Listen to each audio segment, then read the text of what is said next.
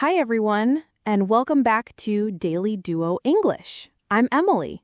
And I'm Ben. It is so great to have you with us again today.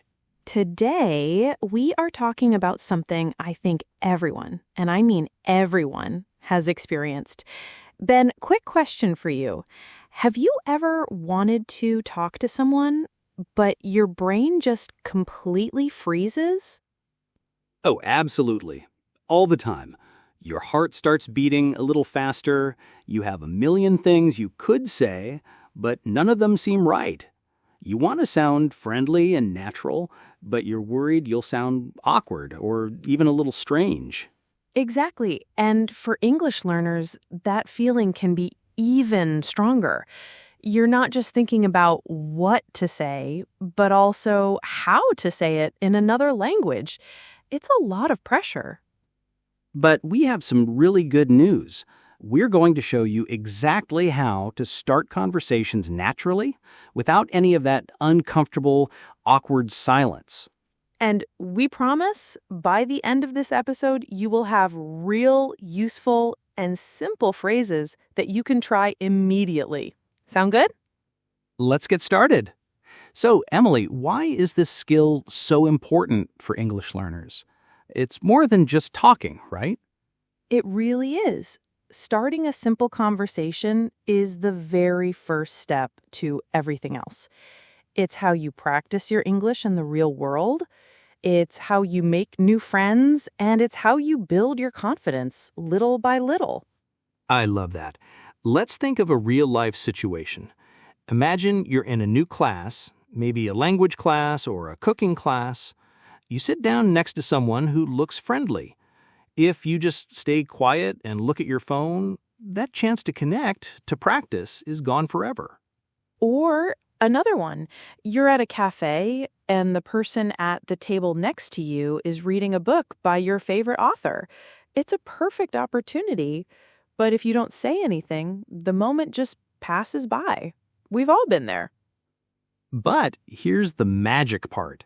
When you do say something, even something small, like, "That's a great book," you instantly seem friendly and approachable. You open a door. That's why this skill matters so much.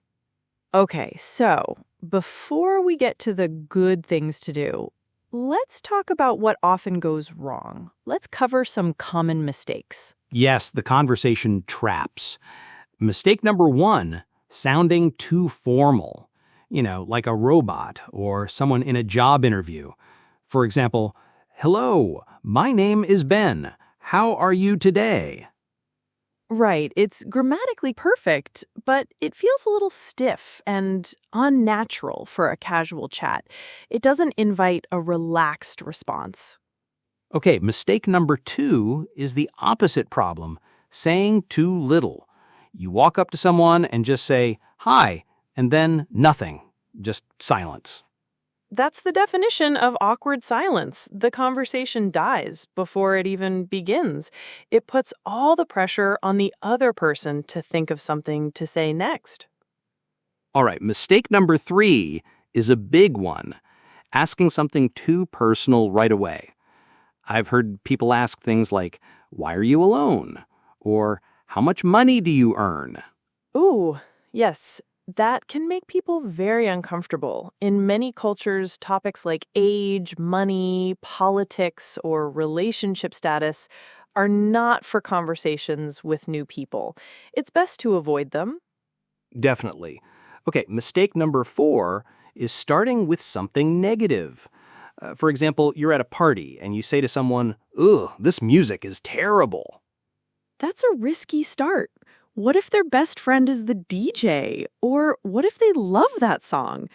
Complaining can immediately push people away and makes you seem like a negative person. Exactly. And one final mistake, number five, speaking too fast or for too long. Sometimes when we are nervous, we talk a lot. Like, "Hi, my name is Ben and I'm learning English and I really want to practice, so I thought I would talk to you." Haha, slow down, Ben. When that happens, the other person doesn't know where to jump in. A conversation needs space for both people to talk. It's like a game of catch. You have to throw the ball back and forth. So true. So now that we know what not to do, let's talk about what works. Emily, what are our top tips for starting a great natural conversation? Okay, this is the best part. Let's get into our 5 simple tips. Tip number 1 is use safe openers. A safe opener is a question or phrase that is simple, universal, and never strange. What are some examples of these? Simple things like, "Hi, how's it going?" or "How's your day going?" are perfect. If it's your first time meeting, a simple "Hello, nice to meet you" with a smile is fantastic. They are friendly and open. I like that. Easy and no pressure. What's tip number 2? Tip number 2 is use the situation around you. This is one of my favorites. Just look around at where you are and make a simple comment about it. You already share that space with the person, so it's a natural connection. Oh, that's smart. So if you're at a bus stop, you could say, "Wow, the bus is late today, isn't it?" Exactly. Or if you're in a classroom, you might say, "This room is really cold, isn't it?" At a cafe, you could say, "This music is so relaxing." It's easy because the topic is right in front of you. Great tip. Okay, what's next? Tip number 3, give a light compliment. A compliment is when you say something nice about someone. This is a wonderful way to start because it shows positivity and makes the other person feel good. What kind of compliments are good for this? The key is to keep it simple and not too personal. Focus on something they chose, like their clothing or an accessory. For example, "I really like your jacket," or "That's a cool phone case." Even "Your shoes are nice" works well. That makes sense. It's friendly and not too forward. What is tip number 4? Tip number 4 is to share a little something about yourself.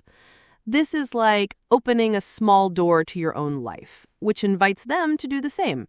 It makes you seem more human and relatable.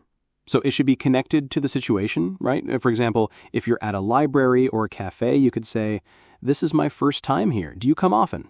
That's a perfect example. Or you could share something more general, like, "I'm trying to practice my English. How about you?" You share something small, and then you ask a question back to them. Excellent. And that brings us to our final tip. What is it? Tip number 5 is simple but very important. Keep it light and positive. Early conversations are not for heavy or serious topics. Stick to things that are easy and pleasant. Like the weather, the classic conversation starter. "It's finally sunny today." Yes. Or if you're at a coffee shop, the coffee smells amazing." If you're at an event, "This event is really fun, right?" Positivity is attractive and makes people want to talk to you. Those are 5 fantastic, actionable tips. And here's the most important key to all of this. Don't overthink it. You don't need a perfect, poetic sentence.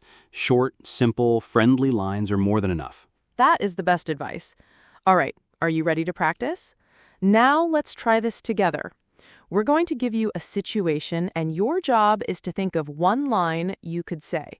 Pause the podcast if you need to. Ready? Okay, case number 1. You are at a bus stop. You're waiting for the bus, and someone is standing next to you. What could you say? Take 5 seconds to think.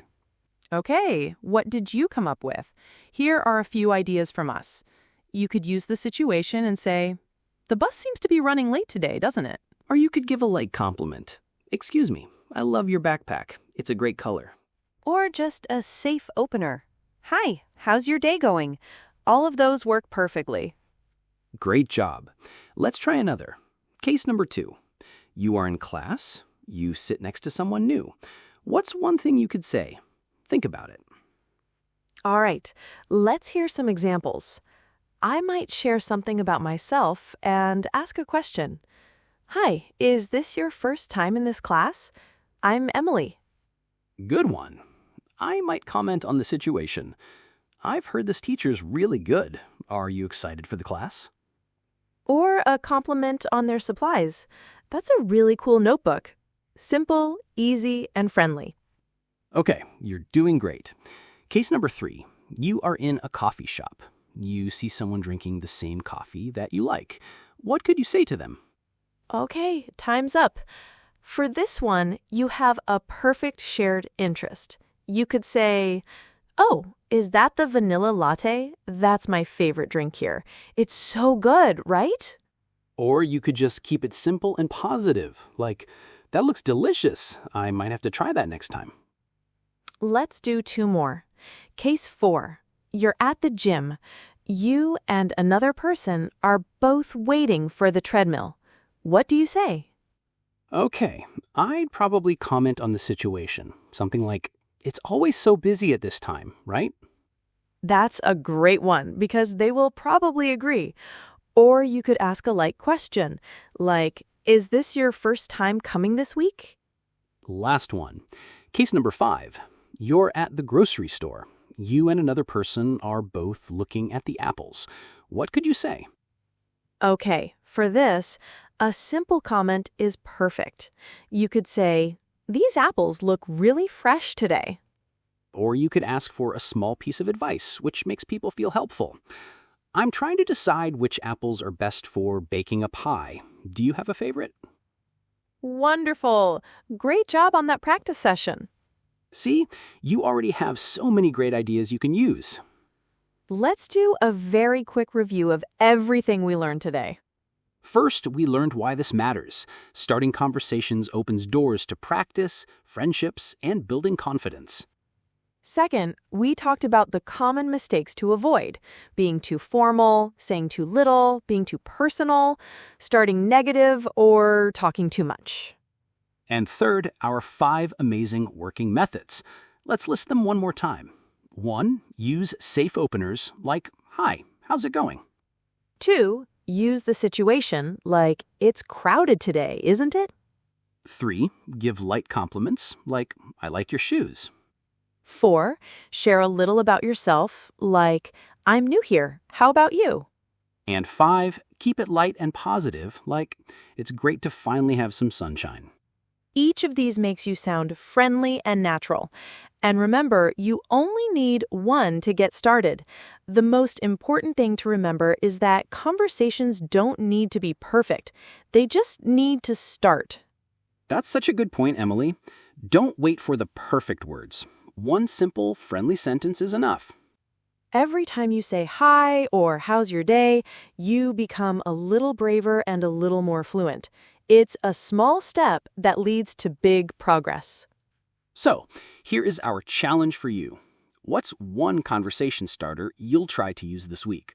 Let us know in the comments. We'd love to read them. And if you found this helpful, please subscribe and hit that notification bell so you don't miss our next lesson. Until next time, keep practicing. We're your Daily Duo. And your English-speaking buddies. Bye for now.